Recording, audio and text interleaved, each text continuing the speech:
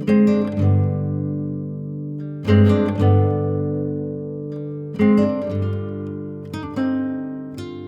must tell you of this laptop. It's amazing. You've heard of kilohertz, megahertz, or gigahertz. But this thing, it's so good, it hurts.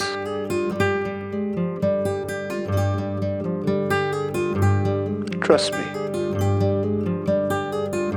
I'm talking to you about this in a field.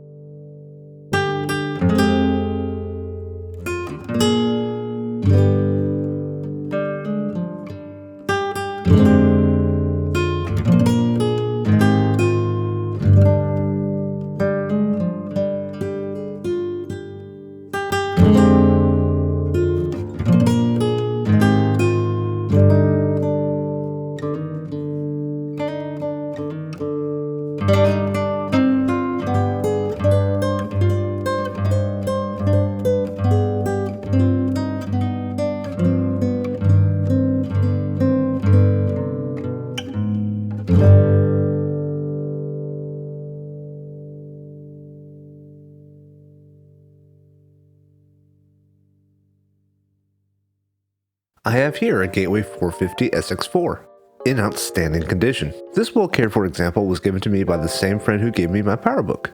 Previously owned by an older woman, this was rescued from the e-waste pile, sans the hard drive. Given my day job, I fully understand yanking the hard drive to protect data, so besides that little detail, this thing is perfect. Sporting an Intel Pentium 4M Northwood processor clocked in at 1.6 GHz, paired with 512MB of PC2100 DDR RAM, doubled in 2007 from the 256MB that it came with, this thing isn't exactly a screamer. But compared to other notebooks at the time, such as the IBM ThinkPad T30, or the Sony Vaio PCG VX88, a catchy name as always from Sony, this Gateway was a competent notebook. The back of the notebook features a full suite of ports that were common in the era, including composite video, parallel, serial, 10100 Ethernet, and a PS2 keyboard and mouse combo port. The left side had various audio input and output ports, a 4-pin FireWire port, 2 USB ports, and 2 PCMCIA slots. The right side features a CDRW DVD ROM drive. On the bottom of the laptop, we have a removable battery, a panel to access the mini PCI slot, which is empty, memory, and the screw that holds the hard drive in the notebook, which slides right out the front. Finally, we have an expansion port where the laptop would have connected to the port replicator. Opening the laptop reveals the 15-inch 1024x768 TFT display. We also find the first clues about the previous owner. There are hints of glitter here and there across the keyboard surface, and a heavy scent of perfume is wafting from the notebook, particularly something that a grandmother would wear. This tracks with what I was told about where this notebook came from. It also tracks with how good the condition this computer is in. I can imagine it never really left her home. Still, before digging deep into this notebook, I need to do a surface clean and get rid of the craft herpes and standard laptop detritus.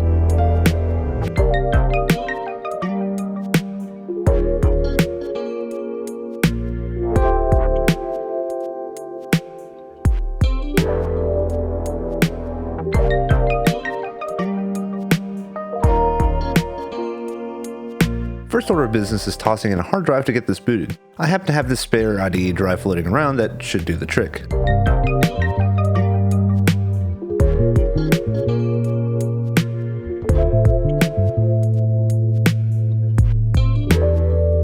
Getting to the CPU heatsink to reapply thermal paste is a very straightforward process. The panel above the keyboard simply pops off, revealing 4 screws holding down the keyboard.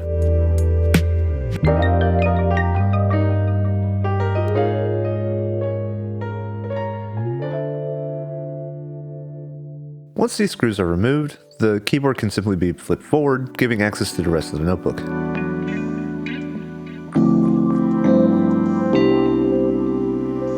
The CPU heatsink is held down by 4 screws and simply comes right out.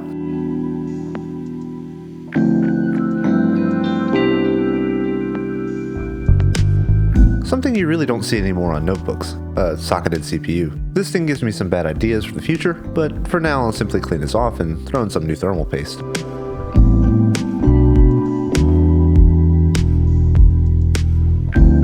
The graphics chip is on the other side of the notebook, which requires further disassembly. I won't go that deep today, especially since the chip only has a thermal pad sandwiched between it and the bottom of the computer. I do need to replace the CMOS battery at some point, but for now, we'll stop at the CPU.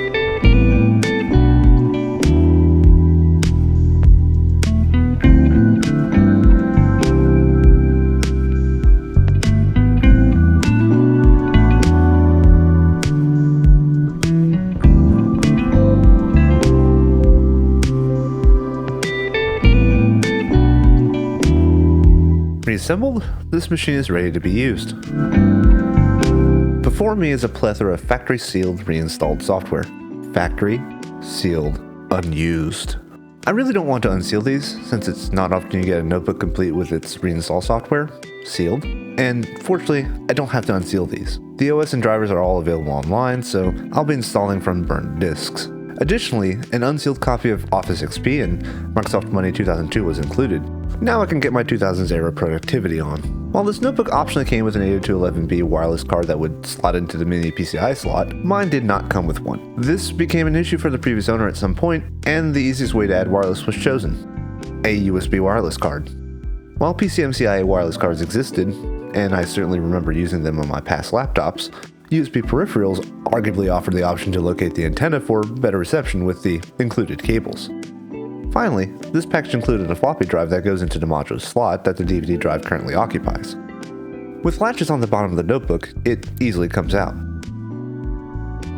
This allows the notebook to have other accessories such as a second hard drive, second battery, or this floppy drive module. So, why did I accept this notebook? Besides the obvious reason that such an unassuming computer is in such good condition, this was a standard issue notebook that my dad's school district handed out. It was one of the earliest notebooks I used. Besides a PC of my own, I frequently used computers my dad would bring home as he was with the district's IT department. In fact, being brought to my dad's workplace growing up is one big reason I ended up in a technical field. The nostalgia factor is strong with this one. After going through the OS reinstall process, an automated process that involves at least 400 reboot cycles, thus done off camera, I'm greeted with this lovely Gateway background. I did have to install a graphics driver to get the ATI Mobility M6 graphics chip to display Windows smoothly. No graphics drivers were installed by the software, likely due to my choice of using one from archive.org rather than the included disks, so I chose an old standby, Omega drivers. Probably one of the best set of third-party drivers you could install during this era for ATI and NVIDIA cards. The drivers and software disk I downloaded and installed this extremely dated guide called Do More with Gateway, a glorified series of ads about things I can get through Gateway, such as accessories, software, internet service, downloadable music, and more. Even included is a series of flash videos, a glorified set of slideshows listed as tutorials to teach me how to use my Gateway computer, and buy things from Gateway. But I don't need to learn how to use the computer. I think I'm a competent PC user. At least as far as I can remember how to use an XP machine. At least I know how to install productivity software. I stated earlier that both the Office XP and Microsoft Money packages were unsealed, but upon closer inspection, it was only the Office software that I could install without breaking any seals. Office XP had significant usability and visual improvements, maintaining what a lot of users were used to in older versions while introducing a new task pane that was carried over into Office 2003. When Microsoft introduced the Ribbon UI in 2007, people had this vitriolic reaction to such a drastic change. I remember holding onto my copy of Office XP for longer than necessary, refusing to use the new Ribbon layout, and finally giving up in 2008 when I went to college and lost my copy in a house fire. This gateway was packaged with an OEM copy of Office XP Small Business. While most editions of Office include PowerPoint, Small Business is the only edition that didn't include it, but it does include Publisher, which even professional users had to pay extra for. But let's get to the real reason most people have an interest in reviving these old machines, besides curiosity or needing to use critical aging equipment. Games. Every year, my oldest friends and I gather somewhere in the country. This winter, we met in St. Louis. I assumed that this gateway would have been perfect to play the game that we decided on, Command & Conquer Generals. Unfortunately, there's a severe limitation to the graphics chip in this laptop. It lacks fixed function transform and lighting support, and despite running the version of DirectX needed to launch the game, ultimately it informs me that I'm unable to run it. This lack of support is a severe limitation that prevents me from playing several games from the era. This didn't discourage me from trying to play games though. In fact, there's plenty of older games that don't require TNL.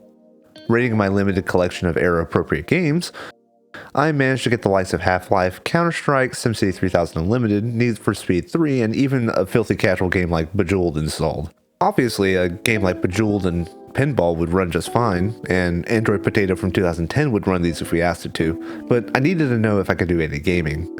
Starting with Half-Life and Counter-Strike, like their more modern source counterparts, these classic games are fairly easy on the machines contemporary to them, easily hitting over 60 FPS at times, though with severe input lag.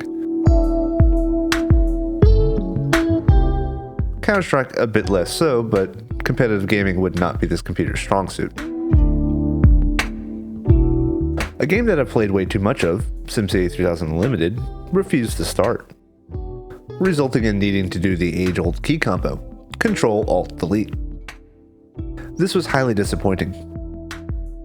Need for Speed 3, another early game I played an incredible amount of, also disappointingly wouldn't run, though this time it nicely crashed to the desktop without so much as an error dialog. Thankfully, Midtown Madness decided it wanted to run. Sure would be disappointing if a product by Microsoft refused to run on even the most basic XP machine. Oh, the game will only run in software acceleration mode, and while the game ran smoothly, there were severe input delay issues. Another disappointment.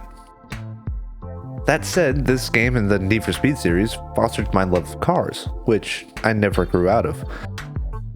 Additionally, these were probably one of the first games where I found an online community that loved a game like I did and modded the heck out of. Unable to play most of the games I threw at it, and not having that good of an experience with the rest, where does this leave me? While for a lot of these games, the laptop, at service level, should have been able to play them. Hell, for Half-Life, the minimum required specs were to have a processor of some speed, an amount of memory, and some kind of 3D graphics card. It was suggested to me that I might have a driver issue, and that very well could be the case. But I'll be honest, I don't feel like figuring that out. The fact that the hardware is unable to support a large swath of games means that even if I ironed out the driver issues, it puts a damper on my desire to use this machine to game with. I think this is a story of nostalgia getting in the way of reality. This laptop isn't, and was never designed to be, a laptop for someone wanting to play games. It's an office laptop first and foremost. It does that best. I have some future projects brewing that would benefit from a portable notebook with an actual RS-232 port, so I'll be doing the boring thing that a lot of people do with old computers: install Linux. More importantly, I'll be downgrading the size of the drive and stick a smaller SSD and reserve this bigger disk for a future computer that might need it. What of the LAN party I mentioned earlier? This laptop just didn't cut it. I pulled out the Dell Dimension I repaired months ago, dug through my cache of old hardware and found a 9800 GT, and reinstalled XP on the machine.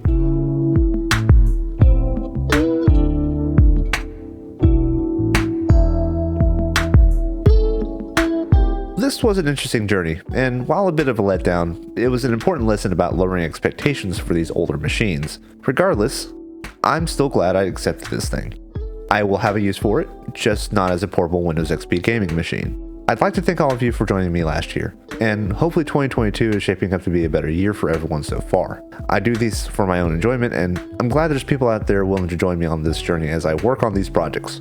I'm still getting used to the outpouring support from everyone who's stumbled upon my channel. It's seriously unreal to me. If you want to engage with me further, there's links to the Discord and Twitter in the description.